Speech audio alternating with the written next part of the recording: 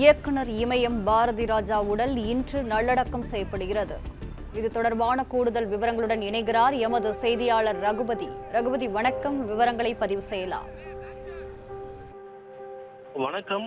இயக்குனர் பாரதி ராஜா தனது 84 வயதில் உடல்நலக்குறைவு காரணமாக நேற்று அதிகாலை சென்னை நீலாங்கரையில் உள்ள அவரது இல்லத்தில் காலமானார்.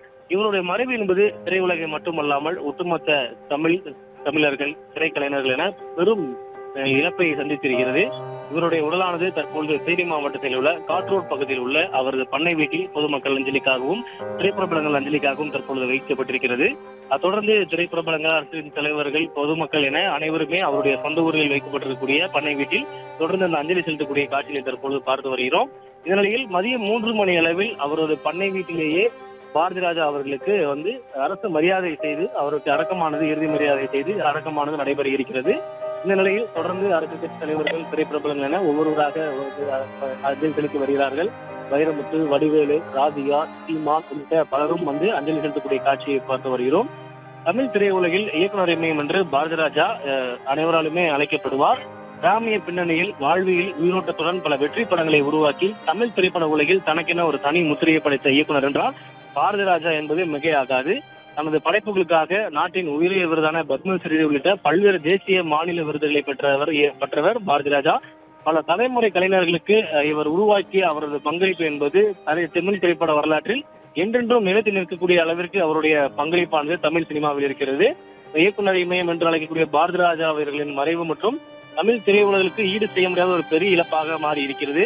இவரை இழந்து வாடக்கூடிய குடும்பத்தினருக்கு வரக்கூடிய அரசியல் கட்சி தலைவர்களாக இருக்கட்டும், ரசிகர்களாக இருக்கட்டும், அனைவருமே அந்த இரங்கலை தெரிவிக்கக்கூடிய வண்ணத்தை நம்ம பார்த்து வந்து கொண்டிருக்கிறோம். அதே போல் திரையுலகில் பாரதி ராஜா அவர்களின் பங்களிப்பை போற்றி அவருக்கு அரசு மரியாதையானது நடைபெற இருக்கிறது. தொடர்ந்து பல்வேறு தரப்பினரும் அவருக்கு அரசு அஞ்சலி செலுத்தி வருகிறார்கள். குறிப்பாக பாரதி ராஜாவின் உடலுக்கு காவல்துறை சார்பில் அரசு மரியாதை ஒரு 3 மணி அளவில் நடைபெற இருக்கிறது. தேனி மாவட்டத்தில் உள்ள ஆயுதப்படை காவல்துறையின் கார்ட் ஆஃப் ஆனர் என்ற குழுவினர் தான் அவருக்கு அந்த அரசு மரியாதை செய்யப்பட இருக்கிறார்கள். அதற்கான ஒத்திகையும் தற்பொழுது நடந்து முடிந்திருக்கிறது.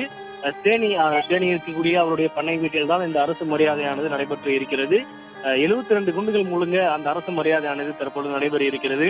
இவருடைய திரை வாழ்க்கை என்று எடுத்துக்கொண்டால் 1977ஆம் ஆண்டு வெளியான 16 வயது நீள திரைப்படத்தின் மூலம்தான் இயக்குநராக பாரதி ராஜா அவர்கள் அறிமுகமாகிறார்.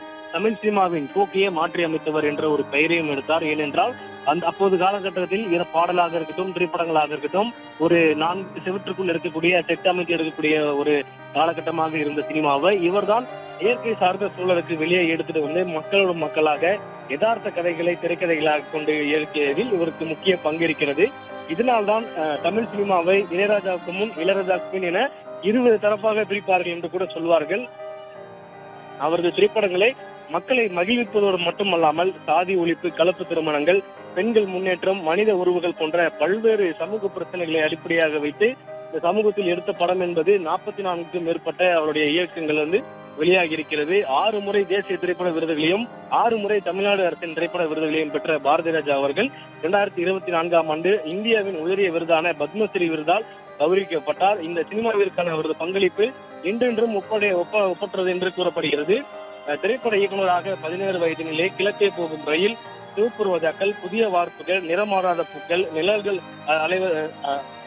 அலைகள் ஓய்வதில்லை, காதல் ஓவியம், துர்வாசனை, ஒரு கைதியின் டைரி, முதல் மரியாதை, கடலோர கவிதைகள், வேதம் புதிது, கிழக்கட்சியின் வேலை, கருத்தம்மா, தாஜ்மஹால், கடல் பூக்கள், பொம்மலாட்டம் உள்ளிட்ட எண்ணற்ற காலத்தால் அழியாத படைப்புகளை பாரதி ராஜா அவர்கள் தன்னுடைய இயக்கத்தில் கொடுத்திருக்கிறார்.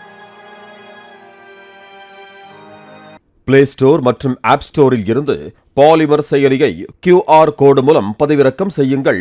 செய்திகளை உடனுக்குடன் பெறுங்கள்.